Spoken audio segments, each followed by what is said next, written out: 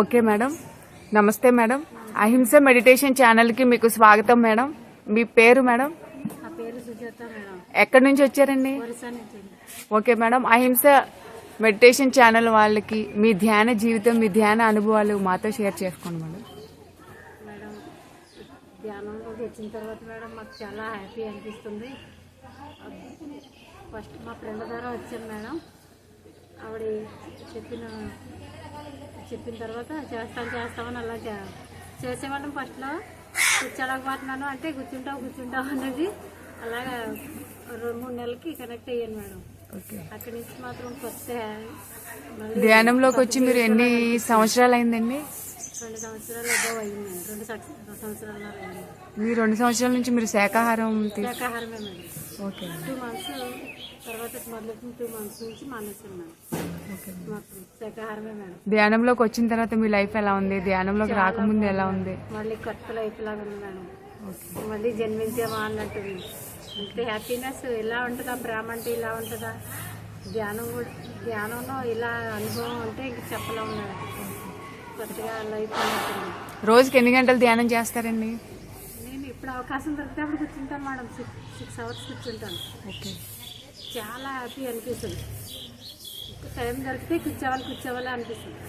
మీరు డైలీ ఎవరికైనా ధ్యానం నేర్పించడం కానీ, శాకాహార ర్యాలీలో పార్టిసిపేట్ చేయడం కానీ అలాంటివి చేస్తారు? మేడం మాకు అలాగ చేయడానికి అవకాశం లేదు ఒరిస్సాలో. కాకపోతే ఫ్రెండ్స్ అందరికీ మాత్రం చెప్తాం. మా మేడం చెప్తాను ఇలా చేస్తారంటే ఆవిడ మాత్రం వెంటనే కనెక్ట్ చేస్తారు, చెప్తారు.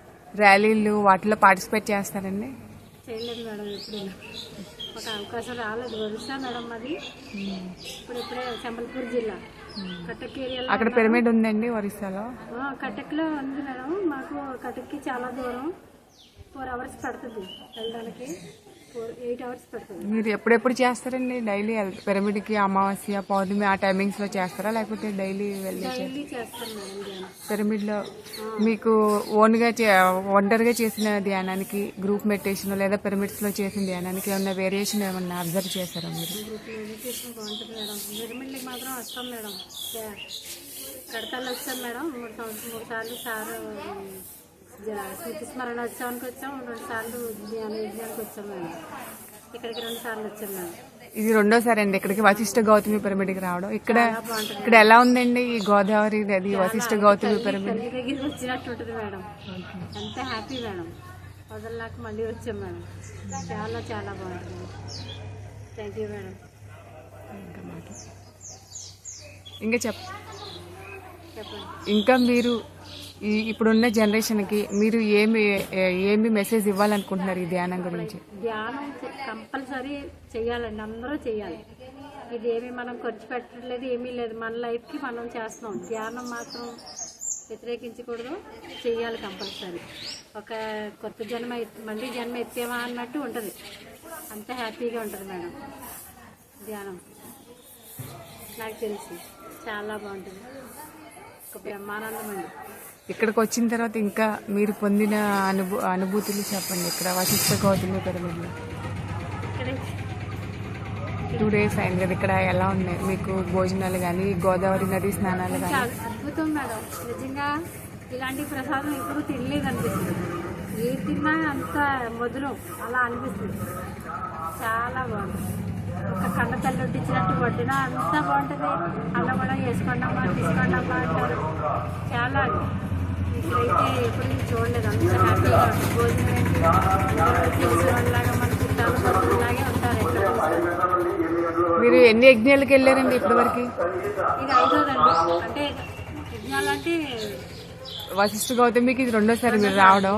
ఇంకా వేరే అన్ని యజ్ఞానికి కడతాలు 3 సార్లు వెళ్ళానండి. కట్టాలు వెళ్ళారు 3 సార్లు. ఇంకా ఎక్కడికి వెళ్ళారండి? ఇయ్యండి అంతే. నాకు మాకు ఒరిస్సా అండి. అక్కడ ఏమి లేదు, తెలియదండి. ఇప్పుడు వస్తున్నారండి అందరూ. మీతో పాటు ఒరిస్సాలో ప్రెసెంట్ ఎంతమంది ధ్యానం చేస్తారండి? ఇప్పుడు చాలా మంది చేస్తున్నారండి. మొన్న మా ఫ్రెండ్ వచ్చారు. 2 నెలలు ఆవిడ చెప్పారు, మొత్తం ప్రచారం చేశారు. కర్ణాటక అండి ఆవిడ ద్వారా అందరూ ఇప్పుడు ఎక్కువ జనం దగ్గర 200 మందికి వచ్చారండి. ఇక్కడికైతే దగ్గర 40 మంది వచ్చారండి. తీసుకొచ్చారండి.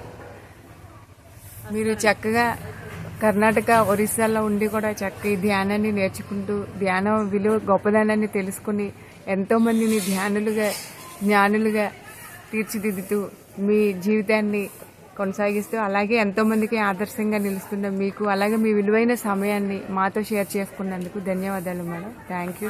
ప్రతిసారి ఇచ్చిన మాకు గిఫ్ట్ అండి మాకు ఇది మహిళలకైతే ప్రతిసారి జన్మలో మర్చిపోలేమండి. మాకు బాబా లాగండి ఆయన.